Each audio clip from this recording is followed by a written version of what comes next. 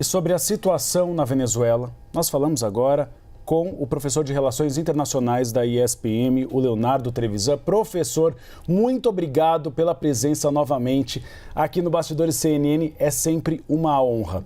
Professor, nós víamos várias lideranças de esquerda da América do Sul criticando Maduro nos últimos anos. Tivemos Gustavo Petro na Colômbia, tivemos Gabriel Boric no Chile, tivemos Pepe Mujica no Uruguai. Lula vinha mantendo uma posição ambígua, mas agora não dá mais para manter essa posição depois de o ditador falar em banho de sangue.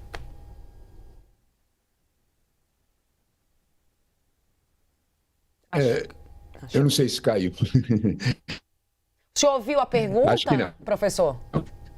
Bom, primeiro, boa tarde, Tainá, boa tarde, Uribe, obrigado pelo convite de vocês. Quando nós falamos dessa relação com Chaves, né, com Maduro, de alguma forma a gente precisa relacionar qual é o papel do Brasil com a Venezuela. Né? O Brasil sempre teve um papel de aproximação, não é só por uma questão de fronteira com a Venezuela, sempre teve. Você lembrou muito bem, né, agora há pouco, quando falou que Bolsonaro, quando Chaves surgiu lá atrás, nos anos 90, Bolsonaro o elogiou e tudo mais. Era um outro clima no mundo.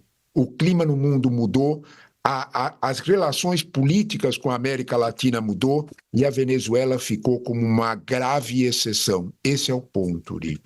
Né? De alguma forma, quando a gente olha para o quadro venezuelano, a Venezuela representa um tipo de regime que nem mesmo na direita latino-americana ele está muito comum. Né?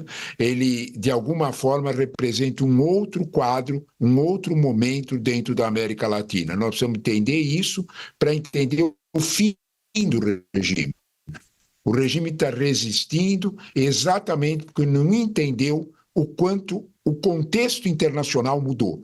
Nós temos uma nova realidade internacional, um novo xadrez geopolítico, a Venezuela não se encaixa nesse xadrez. Esse ponto é essencial. Agora, professor, eu queria entender um pouquinho mais sobre a entrada desse opositor, né? A gente estava trazendo os perfis e ele, como eu contei, era um nome até pouco tempo desconhecido. Entra no lugar ali da Maria Corina, né? Que houve um impedimento dela de participar das eleições. Mas como é que ele se projeta, né? Sendo um nome tão desconhecido? É por meio da Maria Corina? Como é que é visto esse personagem diante dessa disputa que está acirradíssima a despeito do desconhecimento do opositor? Olha, Tainá, essa pergunta é fundamental para a gente entender o que aconteceu na Venezuela. Talvez a oposição tenha entendido mais o rumo dos tempos. Todas as outras derrotas da oposição na Venezuela, primeiro motivo de todos, é sempre a divisão interna na Venezuela, entre essa oposição, entre os vários grupos mais radicalizados, grupos empresariais específicos. Maria Corina conseguiu soldar esses grupos em torno do nome dela. O problema foi que a reação do regime foi total contra ela. Com Maria Corina não teria eleição. Maria Corina tentou uma alternativa que fosse muito mais, vamos dizer assim, negociável para ela, que era também Corina Yoris. O regime também diz, com ela não dá. Esse é o ponto. Tua pergunta é fundamental para entender o papel de Edmundo Gonçalves. Edmundo Gonçalves é a pessoa que é capaz de entender a transição. É um diplomata, é alguém que, de alguma forma, não participava do jogo político venezuelano, mas, de alguma forma, pode representar transição com alguma estabilidade, tanto para Maduro como para a oposição. A oposição não conseguia se entender para que um dos nomes entre os diferentes grupos emergisse substituindo Corina. Era impossível. O nome de Edmundo Gonçalves era um nome de fora que o regime também aceita.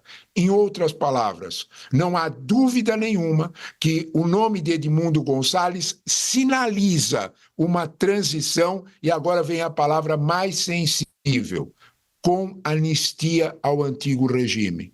É esse o ponto. De alguma forma, Edmundo Gonçalves representa essa possibilidade de uma transição pacífica. Se ela será verdadeira ou não, isso o futuro dirá.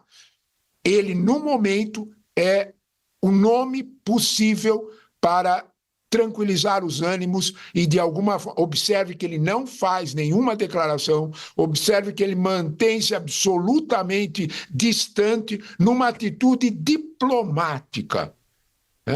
De algum modo, foi o seu feitio. Ele foi diplomata na Argélia e eu chamo a atenção para que, durante a era Chaves, ele foi diplomata na Argentina, de 98 a 2002. Isso tem uma importância enorme. Ele era um homem de alguma confiabilidade no contexto chavista. E é um homem de alguma confiabilidade também no contexto da oposição. Então, de algum modo, é o que era possível ser feito para fazer essa transição. Eu não tenho nenhuma dúvida de que o cenário internacional também contou com ele. Eu estou falando de União Europeia, eu estou falando da diplomacia brasileira e, obviamente, o aval da diplomacia americana para o nome dele.